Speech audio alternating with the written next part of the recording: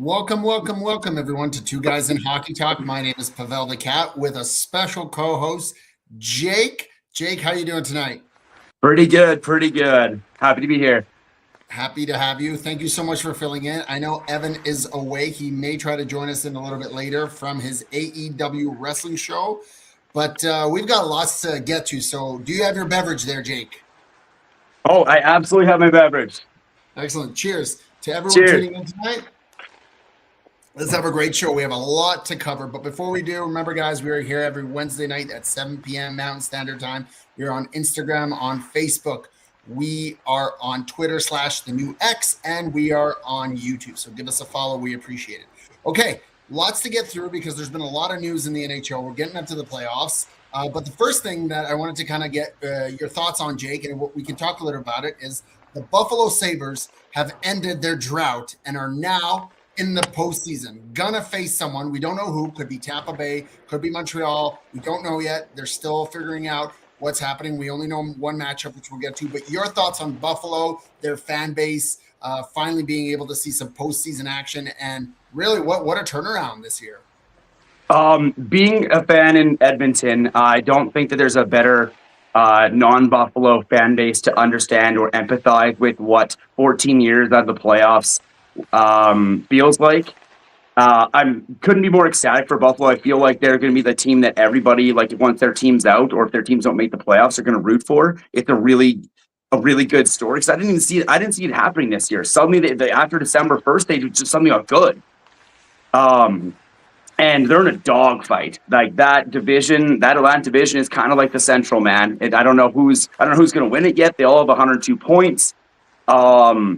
Buffalo better hope they face Tampa because it's kind of like the Bolt Killers this year. They're 3-1, and they only have a 500 record versus Montreal. So I don't know. I'd love to see Buffalo go on a run, man. But like Montreal's on the rise, the Bolts are back, baby. Like I don't know. It's going to be interesting. Yeah, I'm with you there. I mean, they just made a GM change, and Kevin Adams was getting some interest from some other roles. All of a sudden, he steps down, gets fired, and all of a sudden, this team under Kekalainen just takes over. Alex Tuck still has a contract coming up that potentially could be a big number. But I mean, for some reason, that team, I mean, they can be dangerous and go all the way. They can have a Golden Knights kind of run. So I'll be interested to see. Zilstra says Rev is already revving up for wrestling, and Buffalo drops in 4. Ooh, I don't know. I think they can get it. My question would be goaltending for them. I think they need to figure it out, but I believe their back end is very strong. You got Rasmus Dahlin, who's having a almost borderline Vezina trophy, and you've got Owen Power, who's come up and coming. Tage Thompson, who proved at the Olympics that he can be an elite player, he's going to continue to perform. And I think up and down the lineup, they may not have a superstar, and that's not an indictment on the team, but I think they just play as a cohesive group, which I love to see. So it'll be interesting to see. Now, we're going to bring in one extra gentleman here, another Jake Silva of the Silva Podcast. Jake, how you doing? Good, man. How about you guys, man? This is exciting for Stanley Cup playoff time, man. I'm excited for this. It's incredible. And we know you're a Vegas fan, so we wanted to get your quick initial reaction. What are your thoughts on John Tortorella, the guy who brings it every time he's on a new team, as the head coach with a team now that's 4-0-0 and getting Marner to play finally on the wing? So, I mean, when I heard the news initially happen, my phone was blowing up. Like everybody was texting me left and right of like, dude, what is Vegas doing? What are you guys like doing right now? And I will say from the initial shock, because I broke it down this way. When you have a culture guy that you've established and somebody that really predicates to building the youth and then at the same time getting the best out of your star players, you do whatever it takes for that guy not to leave the building. I mean, we went back to the time of when the prime of hiring really good coaches was big. Bruce Cassidy goes to Vegas, Pete DeBoer goes to Dallas, and then Paul Maurice goes to Florida. So it's like you have culture-setting guys that can get these guys over the top. So when Bruce Cassidy ended up getting relieved, I felt like he was somebody that was acting as a scapegoat for somebody else's mistake, i.e. Kelly McCrimmon, because to me, every one of our diehard Vegas fans, and for me being born and raised there in my hometown, always kept tabs on a lot of mistakes that he's done, like the Marc-Andre Fleury PR stunt that he dealt with, this latest of Rasmus Anderson having such a slow start that now it looks bad because you let a great defenseman in Zach Whitecloud go because, like, for what? And now we're having to pay for this money, and we're not going to extend him. I hope we don't, because there's no reason to if he's performing this way. And then not to mention not trading Max Pacioretty when the iron was hot, when you should have, and you let him go, and now he signs with another team, and then we're constantly trading around first-round picks. So there's so many tabs that are kept open of Kelly McCrimmon that I think he acts as George McPhee's puppet more than anything, because he's trying to prove something of himself, like he is that kind of GM. I don't think he is. I think a lot of it's just fed into his ear. And that's where you really have to be honest of who's really more to blame, Bruce Cassidy or, Kelly McCrimmon. So obviously Bruce Cassidy, by the time we get into the offseason, he's going to get a phone call. He will have a job tomorrow. There's no question. Like, if San Jose let go of their coach, they're going to bring in Bruce Cassidy to get the over the top with Macklin Celebrini. And so they're predicated to a team that's going to want to win right now. So bringing in John Tortorella kind of scared me because of the fact of what he's been like in the last few years because of his style coaching. I was really concerned about that because you look at Anaheim when they got Joel Keenville, because to me, I felt like it was a young team. You have an old school coach. I wasn't sure how that was going to work out. I mean, we watched Mike Babcock try to work something out up in Columbus, and then he's on his way out the door. So we're going into this new right. So we're going into this new style of coaching of guys that are coming in from the AHL and so much to get their opportunity to see what they can do in an NHL spotlight. And so when we bring in Tortorella, he hadn't won a Stanley Cup since 2004, and let alone not have over a top 3 team since 2012. So it's like, what is the main purpose of this? Because it's going to act of one of two ways. He's either going to stir the pot for the wrong reasons to where we may have to completely blow this thing up in the offseason, to where we're going to have to move guys like Noah Hannafin. We may have to move guys like Tomas Hertl. So things like that, because we're trying to accumulate back what we're owing right now in the cap space. So after seeing that for 4 straight games, I was very impressed because Mitch Marner comes away and he gets a hat trick and they win 6-3. And even Jack Eichel, being a good soldier in himself and really how he carries himself, is, listen, we needed a swift kick in the you-know-what. And if it took having Cassidy getting fired for them to say, we are better than this, and we were listed as a Stanley Cup favorite team, and we're not playing like it. So if it took this to have to play better, then that's where you go out and you go and do it. And the other thing that we've noticed is that when Tortorella's in the playoffs, Torts is a completely different coach. So that we may see a different leaf turn for Vegas as of late, because I think, honestly, if you are in the first round, your best benefit would be facing Edmonton in the first round before you face any team in the Central, because you don't want to be already thrown into the dogfight, and now you can't even come out of it if you're Colorado or you're Dallas, and then it's like. Well, so we know the setup now is going to be Dallas versus Minnesota. We just don't know who has home advantage. But Jake from Paint Farm, tell us your thoughts on: do the Oilers want Vegas in the first round, or do they potentially want Utah? Or do you believe Vegas can even go far this year in the playoffs, given how, as McDavid said, it is a pillow fight in this division? The Pacific Division pillow fight needs to be trademarked and put on T-shirts, because I think that's one of the funniest quotes I've heard come out of a guy that's generally pretty quiet. And he's a competitor. He's like one of the most competitive players in the world. But go ahead. But I mean, he's been in front of camera since he was like 12 years old. Like he's so pro. Like he's so hockey player response, and that's like something that's not. And so, first off, that's really funny because it's the most accurate statement for the Pacific Division I've ever seen. This is almost a train wreck because no one wants to win it, but now the Oilers in Vegas seem to finally be like inching their way forward. I do think it'll be Oilers or Vegas that'll win the division. There's something to be said about do you want to win the division and play Utah, because that's locked in. Utah can't go any higher. They can't go any lower. They're not getting caught by whoever wins the wild card 2 spot. So do you want to play Utah? If you're the Oilers, absolutely. The Oilers have owned Utah minus the results, the overtime loss. But Utah hasn't won. Utah hasn't beat the Oilers other than that overtime win in the 2 years they've been there. So if I'm the Oilers, I want to play Utah. Right. Yep. No. But I also wouldn't mind if they played Anaheim. I don't really want to play Vegas. I'm not gonna lie, bro. Sorry, Jake. I don't want to go head to head with you in the first round.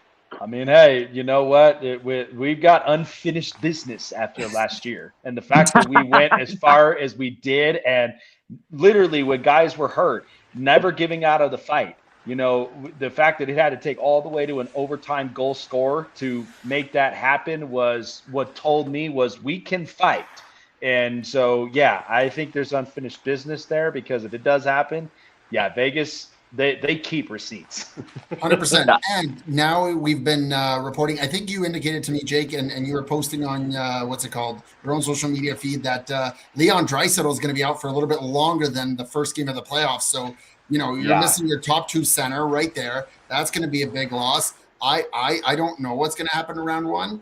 I just think that Utah is going to be a loud building, whoever they face off. Never count a team out, even 8th seed. I'm looking at ULA a couple of years ago. I'm looking at Seattle, who upset Colorado. But, like, anything can happen. It's 0-0. So it's exciting to see what's going to happen. So I guess who do you think Colorado wants to face off? Because they've now been won the division, are potentially going to be the President's Trophy winners. Do they believe in the curse, and does that continue, or can they actually win another cup again with the Makar, McKinnon, Landeskog duo? Jake, I'll let you go answer that first. So living here in Colorado, okay, I can tell you right now, like, people would just be like, okay, great, we won the President's Trophy, great. It doesn't take away the fact that they are going to be potentially become they're going to be put on notice coming into the Stanley Cup playoffs, because the problem with them is that you started out red hot in the season, like you were the hottest team in the National Hockey League, and now all of a sudden, because you're having this problem with goaltending with Scott Wedgwood and with Mackenzie Blackwood, that cannot go silenced in the playoffs, and that's where it's going to be their initial problem, because if you cannot start out hot and you cannot end up generating offenses and attack, and especially getting shots up on goals, that becomes a personal problem within itself.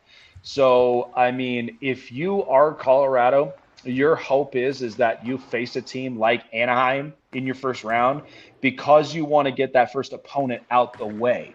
And then seeing as where Dallas and Minnesota go, I mean, that's going to be a toe-to-toe fight, because, I mean, you're talking about the classic McKinnon versus Rantanen whole deal. I just think if you want to get that first game out the way, so that way you're kind of on the right track, that's what I would do if I'm Colorado, is hoping that one of those teams that's more of a favorable matchup, you can get past that, because if you cannot, it is going to create problems. And I think it's also going to unfold a really bad flap for a lot of Avalanche fans that don't want that to happen. All right. And Jake from Pain Farm, what are your thoughts? It's funny I decided to put that on there, by the way, because the whole reason the Paint Farm naming came around was from the Edmonton Vegas series last year. I basically just lost a bet, and I was like, "You got to paint your beard," and it turned into a whole thing. So it's funny to be a Vegas fan on here to chat about that. Who do I think Colorado wants to face? I can tell you right now, if Winnipeg manages to pull it all together, they probably don't want to face the Jets, despite Connor Hellebuyck's playoff lack of success. I think the gold medal proves it to him he can do it in a high-stakes game, at least mentally. They're also peaking at the right time. Everyone wrote them off. They had a chance to go from first to worst, and then suddenly are now a playoff contender. Yeah. If I'm the Avalanche, though, who do I want to play? To answer the question properly, I would say somebody new, also echoed, like he said, for Anaheim, but also maybe to a lesser degree, a San Jose. Because San Jose is very young and very talented, but most of the roster hasn't been there, and I think they'll be happy to be there. So I say that with Anaheim. I say that with them because I think they're holding a spot now. Again, things could change at the end of the night tomorrow, but are we discounting Nashville potentially making it? I'm not discounting Nashville making it, but San Jose has 2 games in hand. Now they have to win both those games for them to matter, but San Jose still had 6 games to play. Nashville's going to be down to 4, so they're a few points back from Nashville holding the last spot. But I don't know. San Jose is part of the Pacific, man. They've just been mucking around. Like a couple weeks ago, not Kelly Rudy. Well, I kind of think of his name. He's on the sports app, the Saturday Night. Ron McLean, Elliot Friedman. Elliot Friedman made a comment about on a Friday night the Pacific went 0-5-1. The next night they went 0-7. Like this division just is like turtle pacing to the finish. It is the most painful thing ever to watch, but we're part of it, and hopefully we can win the division. We haven't won one in 30. I think it's 88. 87, 88, yeah. Oh my God, we haven't won one since Gretzky was on the team. Yeah, that's how it goes. Well, from a pillow fight to a dog fight, we've got the matchup between the Dallas Stars and the Minnesota Wild. This should be a battle for the ages. Your thoughts on how this series goes, because we know that it's set up. We just don't know who has home advantage, as I indicated earlier. But your thoughts, Heiskanen versus Quinn Hughes, Jason Robertson versus Marco Rossi, like some of the young kids there in Minnesota. Do you think that Minnesota can finally get out of the first round and really compete, or does Dallas take this? I think Dallas is going to have a similar mentality to what Jake said Vegas does about unfinished business. Keep in mind, this is the team, the Dallas Stars core has been together for a number of years now. They've been to the Western Conference Finals 3 straight years. They advanced, obviously, to the Cup final, but lost. And then the Oilers have knocked them out the last 2 years. I think Dallas has unfinished business in the brain. Anything less than a Stanley Cup berth, a final berth, would be probably deemed a pretty good disappointment. Minnesota, Bill Guerin's done a masterful job there getting out of those massive contracts, like taking a huge swing on Quinn Hughes. I'm really excited to see what that team can do.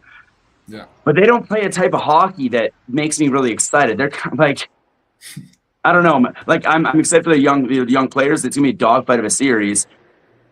I still think Dallas pulls it out. I would love to see Minnesota do it because, again, both those expansion teams from 2000 haven't really made a huge splash as of yet, 25, 26 years into their existence. So it'd be fun to see a different team. I don't want to see the same Final Four year after year. Yeah. But I still think if they're playing in the playoffs, I think, which they're locked in now, it's just a matter of seeding. I think that Dallas will take it. It's probably 7. And hot take on that series, they both have they both have better road records than home records. Okay. I bet there's way more road wins in that series than there will be home wins. It's not going to be a series that I think the fans in each Dallas or Minnesota are going to enjoy because I think their teams are going to drop on home ice and win on the opposing ice. For sure. And I mean, generally, historically, Dallas has led the playoff series when they've played versus Minnesota with a record of 8-4, and they've usually had the upper hand. But you can't discount Kirill Kaprizov, who can be a game breaker. He is an elite player. Matt Boldy, he's having a huge season. And of course, I know he's not fully proven, but Jesper Wallstedt has had a big year this year. And his name hasn't been even out there for trade rumors. But I really think that Dallas has that advantage for deeper offense and down the middle, right? I think that's something that Minnesota did try to address at the trade deadline. They looked at Vincent Trocheck. They looked at a few other names, but they just couldn't get it. But they're strong on the wings. They got Nick Foligno, so they got the brothers together. Physicality, I mean, Jamie Benn always brings it, and I wouldn't be surprised if there was a controversial call with him. And Zylstra says Dallas' second most playoff wins since the beginning of 2020 COVID playoffs. They also have, of course, Glenn Gulletson now, who was the former power play coach and assistant coach here in Edmonton. But Jake, let's jump in a little bit with their former head coach, Peter DeBoer, who had a bit of a kerfuffle with Ottinger, who has now been announced as the new head coach of the New York Islanders. So another switcheroo, like we talked about Vegas. Your thoughts on Peter DeBoer jumping into the Islanders this year and why the sudden move? I think that I think that they saw him as an option that would not remain available in the offseason. I think that they were scared the New Jersey Devils were going to swoop in and get him. This is the latest 4 games left in the season for the Islanders, all home games. It's the latest in an NHL season that a coach has been let go of a team that is in a playoff position. So this is a big swing. But I'll be honest, I don't know if it's entirely necessary. This team is ahead of schedule. Okay. And I don't think it would have been they came into the second half of the season on a heater after a great start that nobody expected. Matthew Schaefer's an unreal story, but this was a team that got the first overall pick 1 year ago. I don't think this is a team that should be thinking there's some sort of contender status now.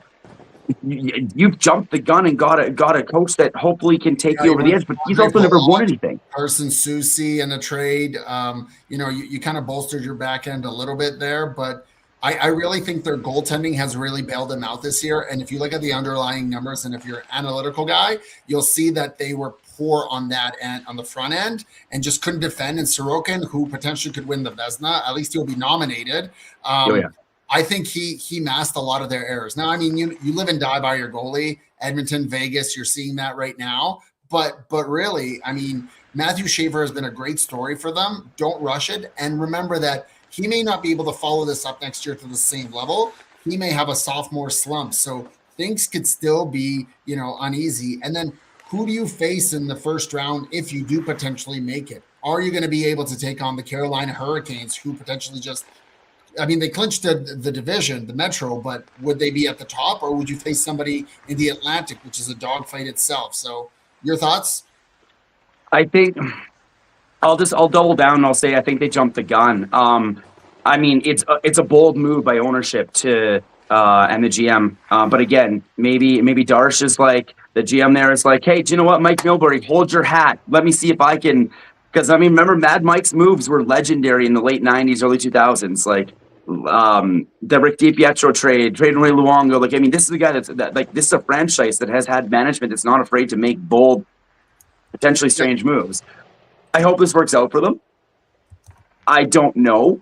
I think Patrick Wall got done pretty dirty because he literally had a year. He only had a year on the job, but I don't know. I think they jumped the gun.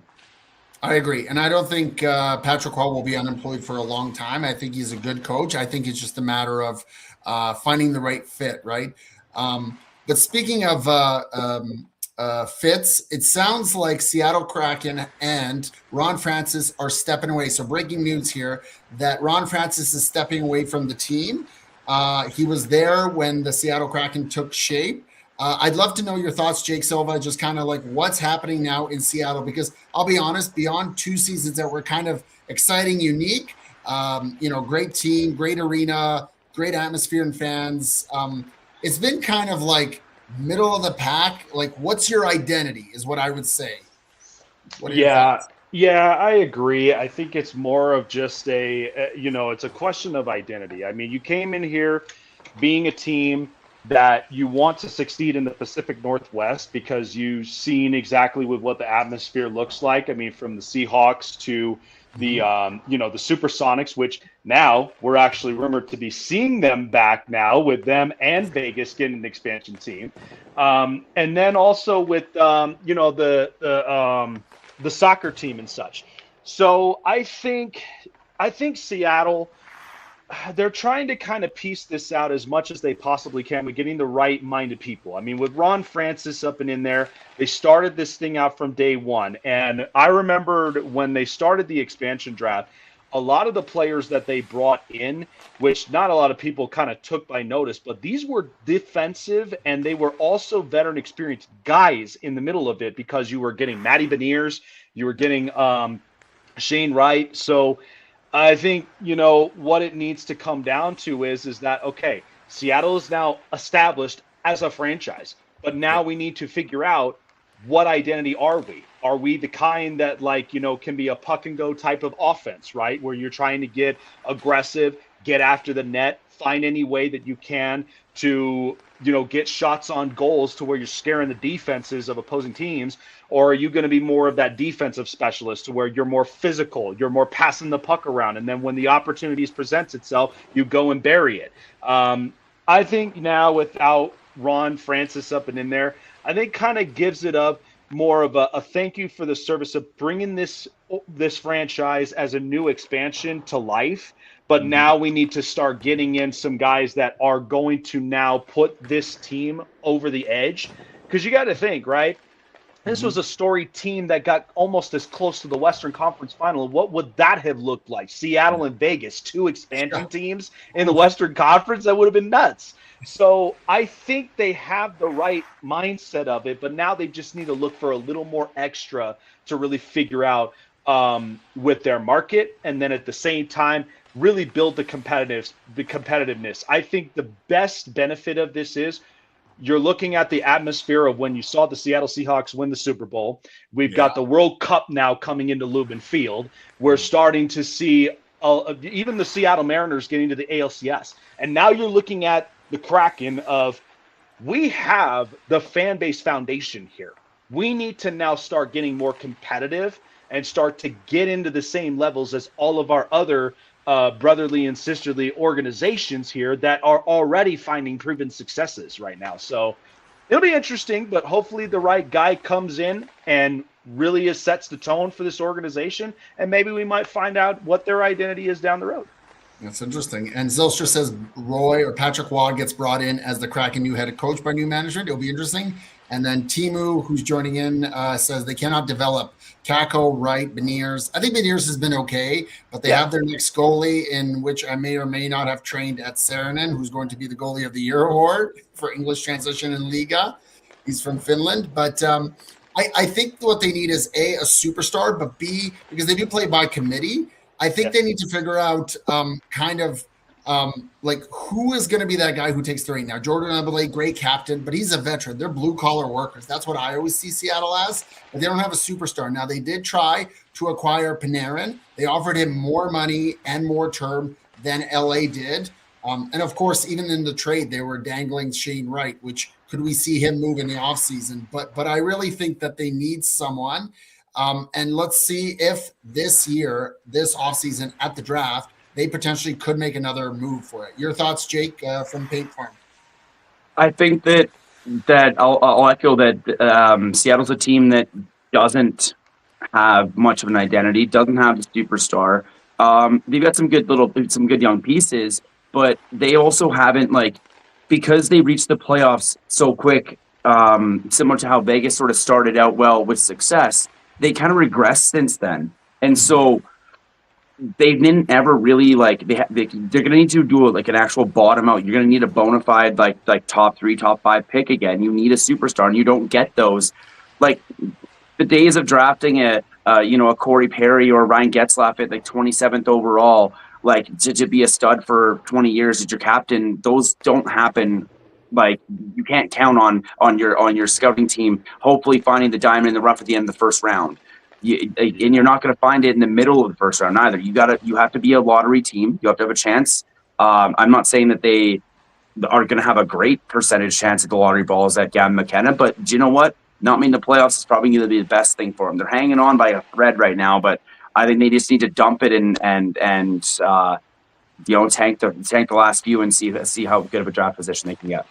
100%. And if you look, you indicated earlier with the Islanders, I believe they were 13th last year and they got the first overall pick, right? So it was there's a lottery opportunity for them to potentially move up high in the top 5, top 10. Go ahead, Jake Silva. I want to point that I think that because I look at their offensive core, because now you have Matty Beniers, you have Jordan Eberle, and you even have Chandler Stevenson. Yeah. Because to me, that it's contract is a lot. That was not a contract. Yes, and that's I missed that. Which contract? Chandler Stevenson, center. He came over from Vegas. Yeah. This was why Vegas did not want to end up paying that money. Listen, granted, he got us the Stanley Cup championship, but to pay up a lot of that money, I would rather have somebody else take that bait. But it feels to me like They're trying to find somebody who is more of a sharpshooter. They found somebody that is more of a mixture up and into between, but maybe a little bit more in control in Jordan Eberle. And then you have a speedster in Chandler Stevenson, who's really trying to get aggressive up and on the wing sides.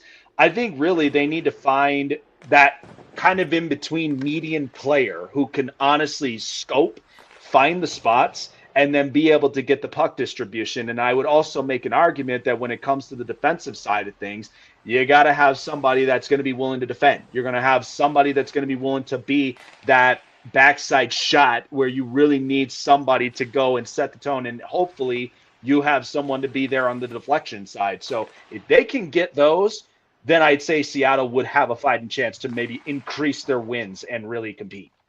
100%. And a team who says Seattle has one or two okay pieces, without Wright, that though has to go because he can't trust his development. I mean, he's having an up and down kind of season in the last little bit, and Beniers has fallen off a bit. Furthermore, they can't get young defensemen. Dunn and Montour are great players, but they need to trade and get good picks and rebuild. They also have a drafting problem. I mean, they did pick up Bobby McMahon for a second and a fourth, and that's paid off from Toronto. I think Toronto kind of lost on that trade, and he has been scoring at a good rate for them. But again, Capo Caco, he's had a fresh start. It hasn't really panned out. Bobby McMahon is playing your top line. I don't think that that's what you want. Jared McMahon, he could be effective, but he's on your third line, on your center, I don't know if that's good enough. So, Eli Tovanen was a good pickup when they picked him off waivers. And then goaltending. I mean, really, Grubauer has been okay, but I still think he's struggled up and down. And he has, year 4 or 5 of that $6 million 6-year contract. So he's got to keep it up. But it's tough. But we can jump off from this and jump into a team that was expected to make the postseason, and we've now also fired their GM. Tom Fitzgerald has now been let go for the New Jersey Devils. Now, I picked this team to make the playoffs. They had a great run last year, I think it was, or the year before, when they beat up the Rangers and really demolished them. But I really believe, what is going on? You have Jack and Luke Hughes. You have Nico Hischier, who's elite. You have some great talent. What happened, Jake from Paint Farm, with the New Jersey Devils? I think the killer for Tom Fitzgerald was he became the no movement contract king. There's 9, you have 9 players with no movement contracts on that roster right now. What if your team falters and you want to make an update in the off season? Now all of the players have to be consulted. Now, it's such a hampering thing for management.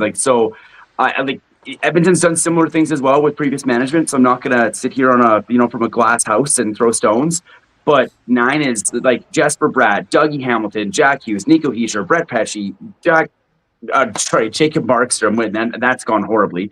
Andre Palat, and I don't know how to say Jonas Siegenthaler's name, but anyway, there's 9. There's 9 contracts there that are no move. That's such a stop before you can even do not pass go, do not collect $200. It's a non-starter. So they're definitely disappointed. They've got enough pieces that they can maybe turn it around. I don't know, man. But a hot take from New Jersey, Frank Saravelli thinks there's a 90% chance that Brendan Shanahan's going to end up there. Okay, interesting. Jake Silva, your thoughts on that? Shanahan coming in. I'm going to be honest with you. When I'd seen this season started, I did not have New Jersey making the playoffs because the only problem of this is that, like Jake mentioned, is that, you have this many no movement clause contracts. And this is part of the reason why that some of these GMs, they get fired, because the way that they do these businesses, telling me that you can't even move one of these guys. Now you find yourself in a bottomless pit.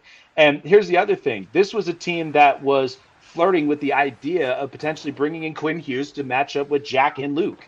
And the fact that you weren't even in the middle of that conversation and didn't land the deal because of these no-move contracts just puts you even more in hell. And so, and you got to think, this is a superstar.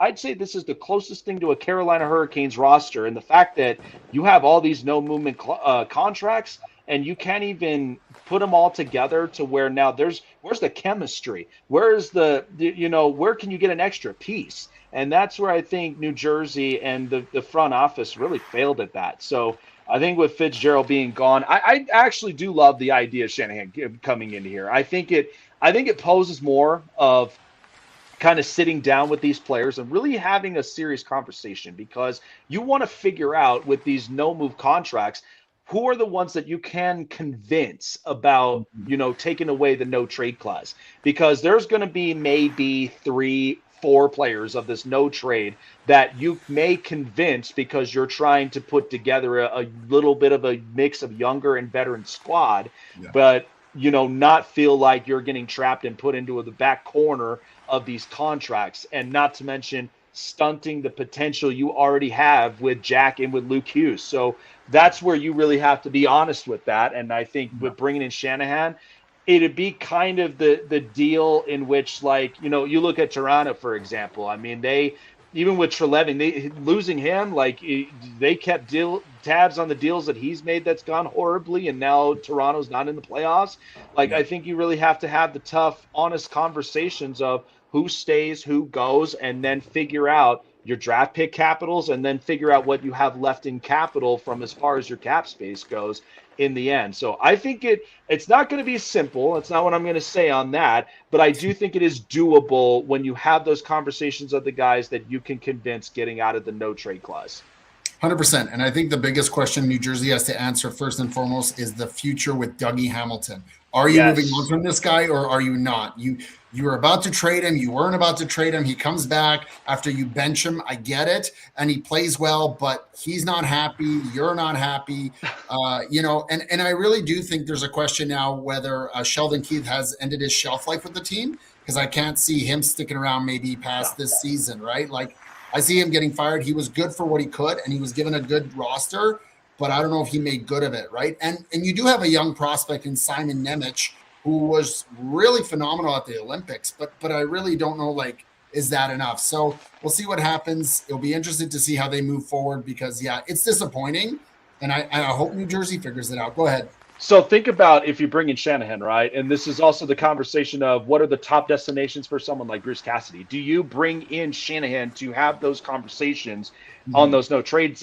And then you bring in a surgeon like Bruce Cassidy, who can honestly get the best out of, I mean, this is a really good offensive lineup. I wouldn't be surprised that if you bring in someone like this that can really turn around the chemistry and watch this team like be the most fearing offense that we can see in their division and even in the NHL. So that's quite possible, but it'd depend on how you sweeten the deal. And if you bring in that guy, just watch the transformation happen.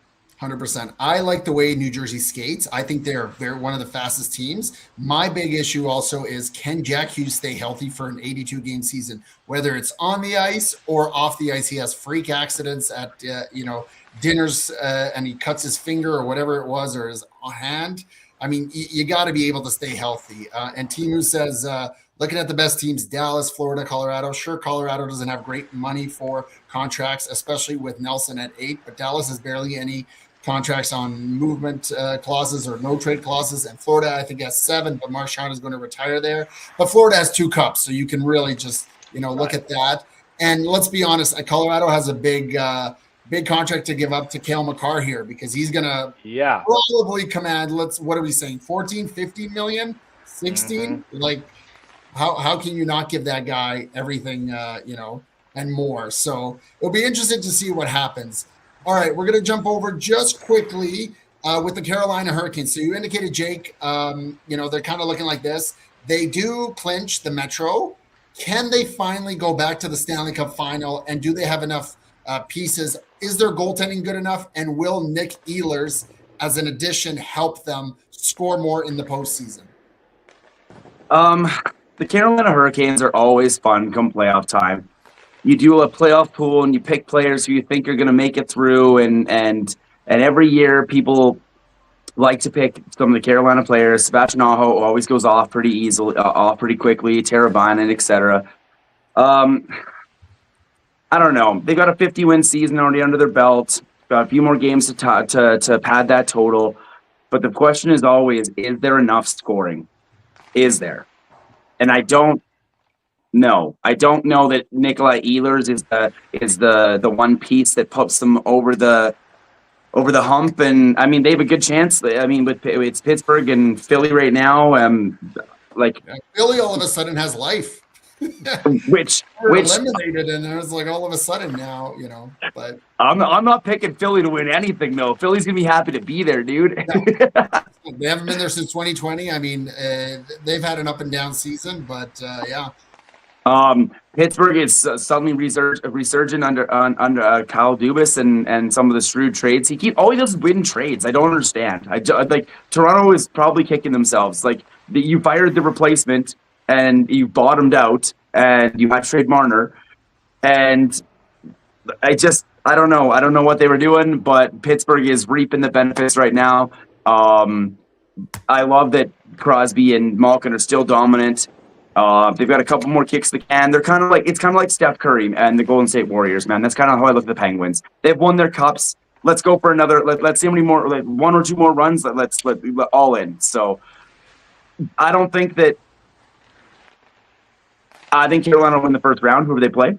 I don't think that they'll make it out of their division. I don't think they're making it out of the Metro. I think that whoever Pittsburgh plays, they usually do. It would be a surprise if they lost in the first or second round because they can usually get to the Eastern Conference Final. But for whatever reason, Florida has really been a hamper on them, or some other teams, or even the Rangers. I think one year, like they had a hard time handling them. So, Jake, Silva, I wanted to know your thoughts on the Penguins because nobody knew what was going to happen this year. They haven't made the playoffs in the last 2 years. We love seeing Crosby and Malkin in the postseason. The Dubas has really stocked up the cupboards after, like they were bare. And all of a sudden, even though they have Stu Skinner and net, they're a pretty good team. There you go. There's the statue. And let's quickly talk about, and I've really liked his game, Ben Kindle. He's been a surprise draft pick, come out of nowhere, has 20-plus goals. The kid is outstanding. Your thoughts on Pittsburgh and why they're going to be dangerous in the first round? Well, I think also, too, another person that we can mention is Pittsburgh's coach. I mean, kudos to him. Yeah. The fact of turning this thing around because, I mean, you got to think, it was about time, right, with Sullivan because you've gotten so many years up and out of him, the most successful coach, and then winning Stanley Cups with the Big Three.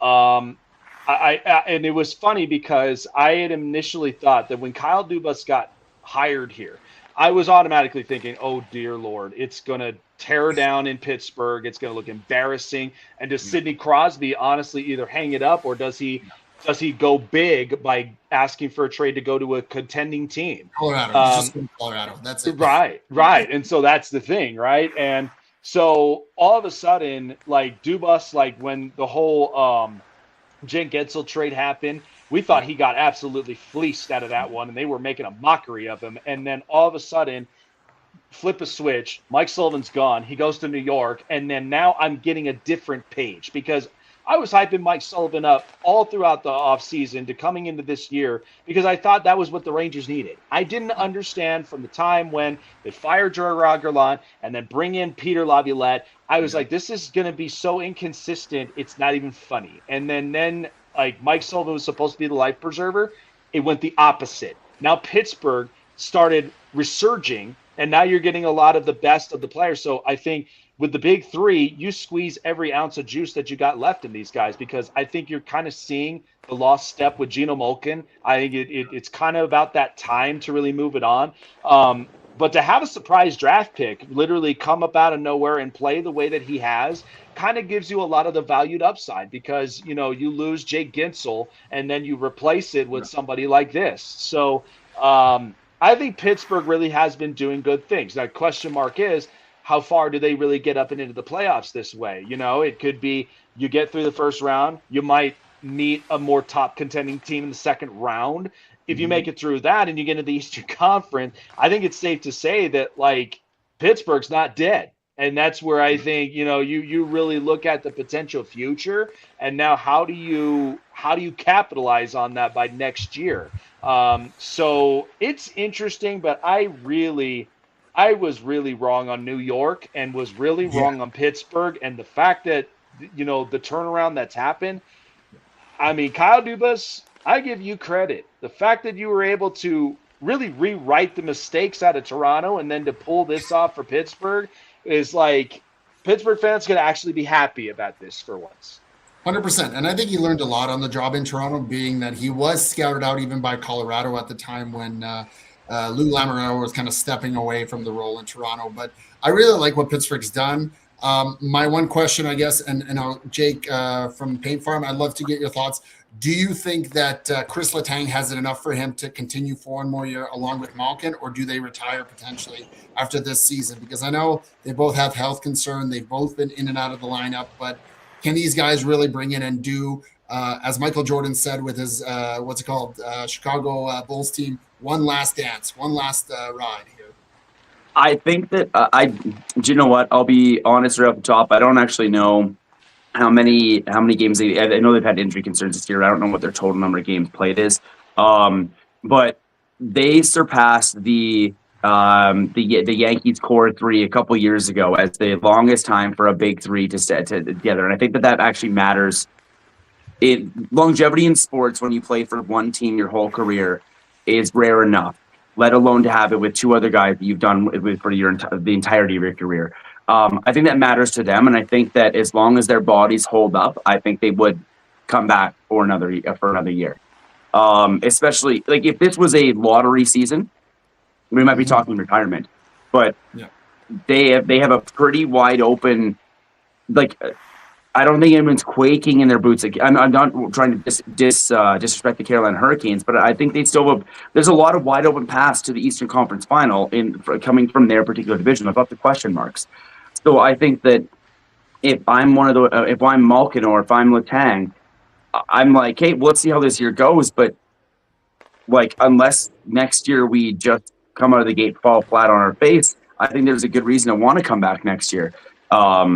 They've got some exciting stuff happening in net. I don't think they're signing Stuart Skinner again. I don't think they need to. They've got a young guy coming up. Is it Shilovs or is it their other guy? It starts with an M. I can't remember how to say it. Actually, I think he's Russian. Yeah. Murashov or something. Murashov. Yeah, Murashov. Okay. Yeah. I don't think they're going to block his path any further by signing Skinner, but I think Skinner's a nice battle-tested veteran. He took us to back-to-back Stanley Cup Finals. I hated the trade in the first place. I still hate it now.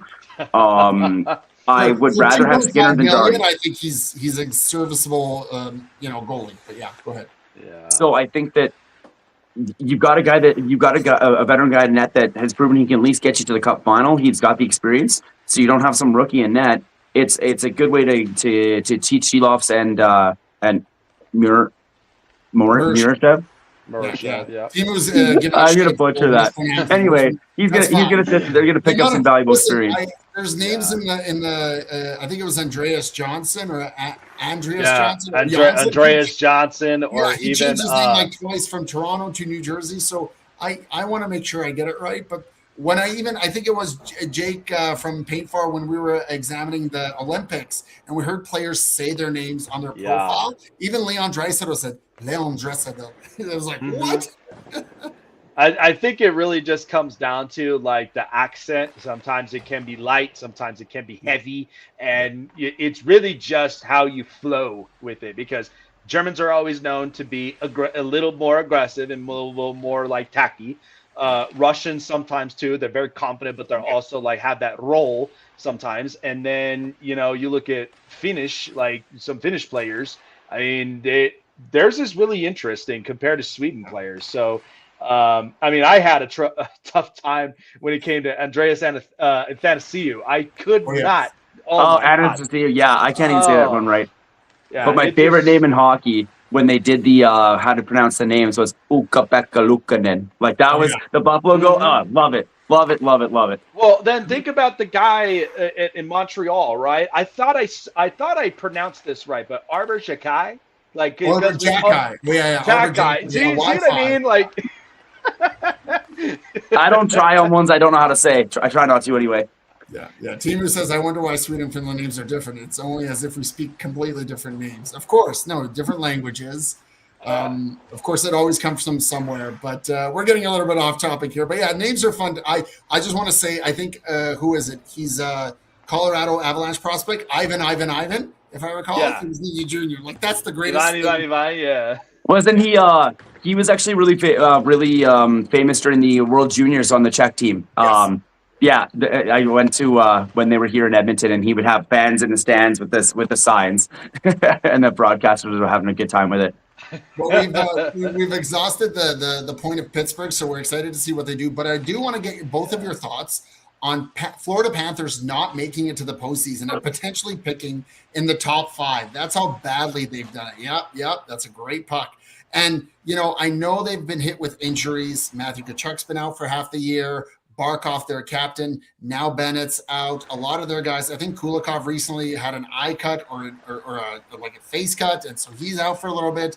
Your thoughts, Jake Silva, just on what Panthers do. Can they jump back next year? And will Zito stand pat, or is he going to be aggressive? I mean, me personally, listen, it's hard to go 3-peat. We all know that. How many times have, we've seen with the Kansas City Chiefs knocking up at the door trying to 3-peat, and then everybody saying, hey, hockey lives and breathes in South Beach. And it's just like, okay, look, you've built a track record. Between you and Tampa, eventually this thing, I wouldn't say it's crashing and burning. I'm just going to say they kind of had a little too much to drink, too many cocktails up in there, and that's why the season's ended the way it has. But I do think that you're right. I think with Brad Marchand may end up retiring up in Florida, this kind of opens up a little more breathing room. But I think you really do have to revamp it back. Bill Zito and Paul Maurice, I can't stress it enough. I thought those were the two masterminds that really made, the Florida Panthers what they are. And I think, as you look at it from injuries, inconsistencies, and I think, to be honest, because we had the Olympics this year, I think a lot of the Olympians that have played were kind of a little more focused on winning the gold itself. So it really didn't. I don't think that. I'm not saying they didn't care, but I don't think there was enough focus in what the season was preparing for Florida. So I think it kind of feels like they're a little bit too drunk. Take a year off, and then you come back, revamp, focused, and then we'll see what happens up from there. 100%. And Jake from Paint Farm, do you think that they re-sign Sergei Bobrovsky, or does he move on this offseason? Because I can see him potentially moving off. I'm glad you asked that, because that was going to be my point of when we were just sort of having ideas for the show and such, and Florida came up. My first thought was, can they come back next year? Well, they're going to have a big question mark at net. Keep in mind, they traded their goalie of the future, Spencer Knight, away to the Blackhawks a couple years ago. Phenomenal for them. Yeah. And Spencer Knight's already a starter on a young team, and he has decent numbers on a team that's getting blown up every night. So I just lost another top 4 defenseman in Connor Murphy. Right? Mm-hmm. And so I don't know what Florida's game plan is in net, and I think that would probably be the better answer of, once I know what they were going to do there, that would help me better answer that question. Okay. But most of their core is locked up, and it's funny what happens in less than 12 months' time, because during all of the re-signing, the Sam Reinhart taking a sweetheart deal, the Matthew Tkachuk, all of their core, every single one of the most expensive player on that roster is on Sergei Bobrovsky's $10 million expiring contract. Everyone else is 9.5 or less, not 9.5 or less. Yeah, and because of the no-state tax, etc. For sure. What's that? We finish. One of their guys, assistant GM's Sonny Muda, or I'm trying to remember the name, is already being eyed for a potential GM position either in Toronto or Nashville. Go ahead, Jake. Sorry. That's an interesting point, because he's done a mastery of projecting the benefits of living in Florida, the no state tax, the master class of keeping all of your key core guys to take less money to build something here. Do you know what? I don't remember which broadcaster said it a few Saturday nights ago, but it was, do you know what? Take the year off, flags fly forever. Florida's not done. And I don't think Florida will be. I think that who they sign in net will play a big part in it, but most of their core is locked up. I think they had 10 players from their core Stanley Cup wins the last 2 years that are signed to long-term 4+ year deal, 3 to 4+ year deal. Florida's not going anywhere. Give them something healthy. It pains me to say it, man, but and it's funny though, because Florida falters, and guess who's back? another team from the state of Florida, Tampa. Yeah. Boom. Yeah, And and it's funny, they had right? it out for each other. Because Go ahead. it's So funny because I think, you're going to hear the buzzes all through the offseason are around, the two goaltenders, Jordan Binnington and, Sergei Bobrovsky, because ultimately, if you decide to move on from this and you try to find a replacement that could really help to keep the consistency with the contracts you already have, moving Bobrovsky, you want to move him to somebody that's going to be a lot more not desperate, but somebody that could really utilize a goaltender like Sergey with the contract he has. So, do they find a deal? Do they find somebody that can really take on the contract and then open up more breathing room to maybe bring in somebody? But it's all going to determine it at the end of the day. Oh, they won't even, Jake, just to comment here. Bob's contract expires end of this year. That's why I said their goaltending is up in the air. So I don't, is he going to sign for 10 million again? Probably not. I think the betting odds would be that he would re-sign for something. they They're going to get presented him for a him steal. from reporting. They represented him something similar to what Brad Marchand is, which longer term but shorter AAV, right? Even though the cap's going up. But I agree with you, Jake Silva. I think maybe like a team up and coming like a San Jose, and I don't know, right? When you have a young goalie like Askarov who can use that 1A, 1B, that mentorship, because in my mind, and I've argued with Evan about this, I think he's a first ballot Hall of Famer. I think he's proven everything he can. Minus, I don't think he has a gold at the Olympics. That would be the only thing that he's missing. But really, he's done it all. And Barkov is at 10, according to Timu, and they have some very good young player goalies. I mean, they have Tarasov, I believe it is. But is he able to start? What's it called? Is he able to start 60 plus games next year? Right? What does that look like? Is that Tarasov that used to be a Blue Jacket? Yep. Okay. I think so. Yep. I don't know. I mean, I guess it was a bad Blue Jackets team, but I didn't have any he wasn't lights out for me, so I don't know how great of a prospect I consider him. But he's only had 30 games this year with a 3.2 goals against and an 892 save percentage, which we know generally goalies have had a low save percentage this year. But again, Atkin has been decimated. We didn't even see Seth Jones at the Olympics, and he could have potentially made it, right? I mean, that's how stacked that team USA was. So it'd be interesting to see. All right, we're getting to the end of the show. We're going to be wrapping up here. I'd love to know, is there any topics you guys want to discuss or kind of go over? I would it'd be remiss if I didn't mention the oddity of an April 8th Edmonton Oilers game, where not only did we see a fan get hit in the face with a puck, but we also had a lady give birth while an NHL game was going on. Wild stuff in Edmonton over here in springtime right now. 100%. Now, of course, the puck over the glass, it kind of went in an awkward way. They stopped the game. The players felt bad. The guy got checked out. He seemed like a hockey player himself since he got a bit of a bruise on the right side of his eye, but he got up. He got medical attention, no problem. The baby being high-fiving all the way up, too. Yeah, and the baby, oh my goodness, this kid needs to get free tickets for life, How do you not have that? Timu says a guy for Florida, Mushalik, he's got a 925 save percentage at a University of Connecticut. I'm not familiar with this goalie. Do you guys know him or no? Not off the top of my head. I'm not familiar with them. All right. So, that was a really fun adventure. I agree. I think sometimes fans make it a great spectacle. I think also Utah revealed their new Zamboni, and it looked very, very cool. That was unreal. I like it. I like it. Yeah. I'm a little surprised I don't know why, because they're locked into a playoff spot. I'm not quite sure why it wasn't revealed as a playoff thing. And maybe that was a missed opportunity. Maybe you put it out there now, so in case there's any kinks that you don't mess it up for game 3. But how cool would that have been to have that actually come out in 10 days when they host their first ever playoff game in Salt Lake City?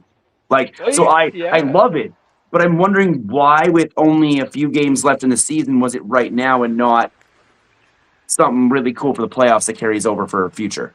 So that makes sense. I mean, if you think about it, you could have honestly played this off Like, I mean, I've been to 18, 19 Golden Knights games in my lifetime, and every time the energy is extravagant in T-Mobile Arena. And the thing is that what I liked from the very beginning of how they started it with the effects was there was always a storyline, right? So there was always that, and then the playoffs were so electrifying because any opponent that you faced, there was always a special intro that got into the opponent's heads, and then there was just all these new special effects. So I think if Utah, like, I mean, I understand that. I would prefer that the same way, Jake, where you would have previewed a playoff, because this is the first time in Salt Lake that you're ever having this. Which, listen, if I'm happy for Utah fans, but let's give a little bit of grace for a lot of the diehard Arizona fans, because the Yes. fact that they don't get a chance to even express this. Thanks a lot, Alex Morello. But to me, I just think that, yeah, if you want to take big swings, go big or go home, I kind of like having to start this up and in the playoffs, because it then gets Salt Lake really hyped up, right? Because you have a vast majority of Utah Jazz fans. They're in rebuild mode. Let's get them hyped up for some Utah Mammoth hockey, right? You want to really bring them in. Let's see if we can get some props for the Tusks. Let's get some paints. Let's do something, and then to add it, bring in the Mammoth Zamboni, right? I love that. Other thing as well to celebrate in Utah, and I heard Jack Michaels talking about during the broadcast, because they always played Utah twice in the last like 10 days here. They haven't played the game. They haven't been in Utah since it was November of 2024. That was their first ever game. I actually went to that game, and the sight lines were awful because it was built for an NBA arena, obviously.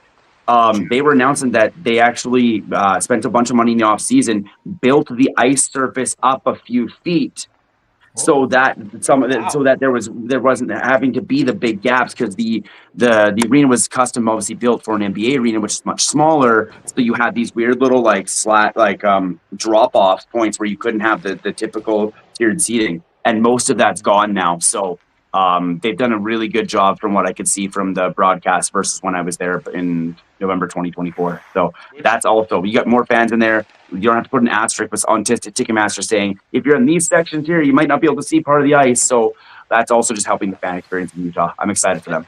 And by the way, shout out to Kim Becker, because she's done an amazing job being the on the ice, analyst. I mean, covering her work here up and in Colorado, and then of course having her special guest appearance up and on the show. Like, I think they're doing a fantastic job. They're doing the right thing with building the fan bases. I mean, look, this is only just the beginning. Who knows if Utah becomes, a sports market map, for other teams to come here.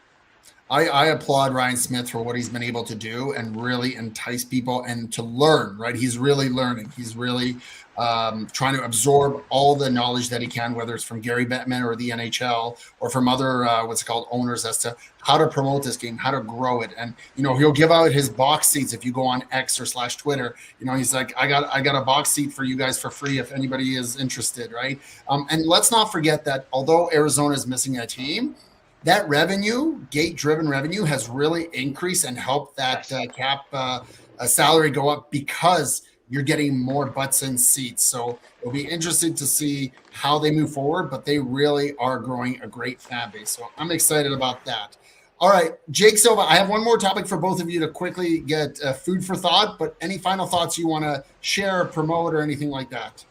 Well, I'll tell them as quick as I possibly can up from this. No rush. So basically, coming back to, San Jose, I was saying this about, this organization. They are doing the great things of the rebuild, and especially with Misa and Cilibrini and many of these youngsters, and even with the goaltender they have. To me personally,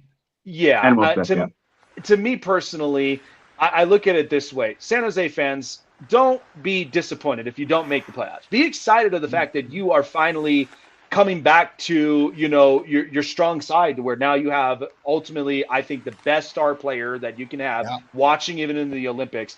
I think if you don't make the playoffs, don't be discouraged. You can then go into the market for next year and then maybe pick up a few pieces here or two and then go on this big run that you want. So, and if you make it into the playoffs, good for you. But I do think there's a little added pressure up there.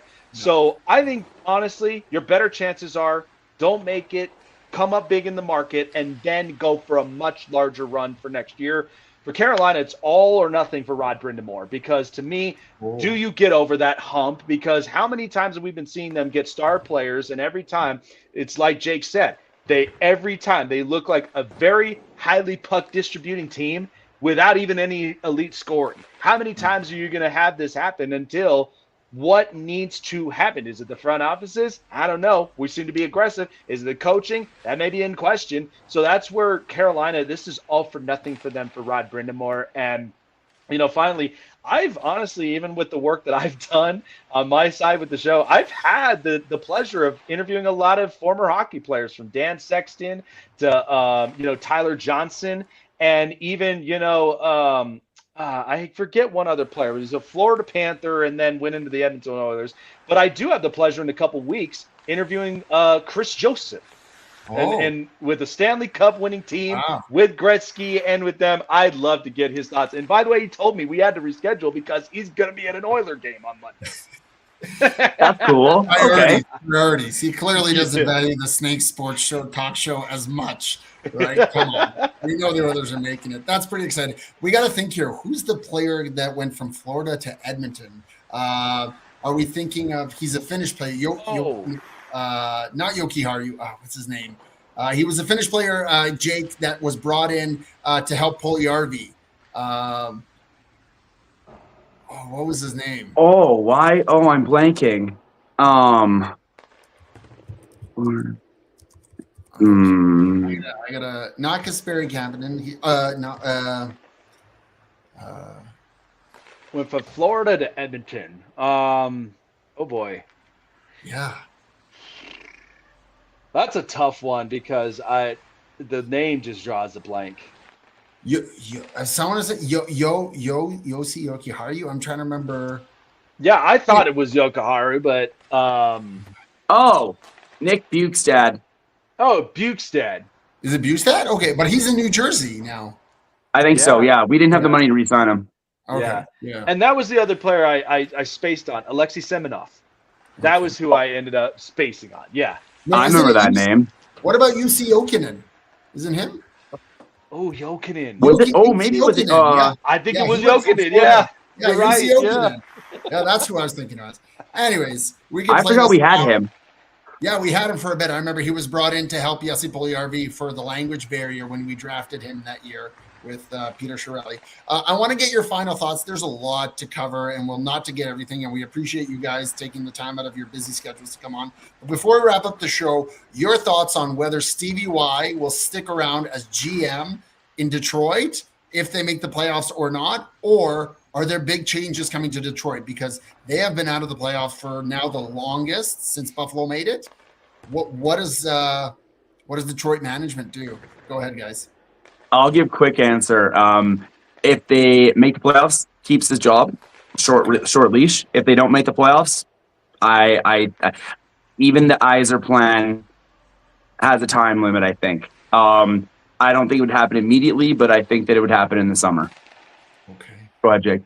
Yeah, I'm with Jake on this one. I think it's now or never for Eyes. I mean, you've had memorable seasons with him as a player, but to be a GM, it really does take a lot. I mean, you take, for instance, Joe Sakic would tell you, firsthand, is that, look, if you're going to put together a plan and you're going to put together a team, you got to be able to find your start player, i.e. Dylan Larkin.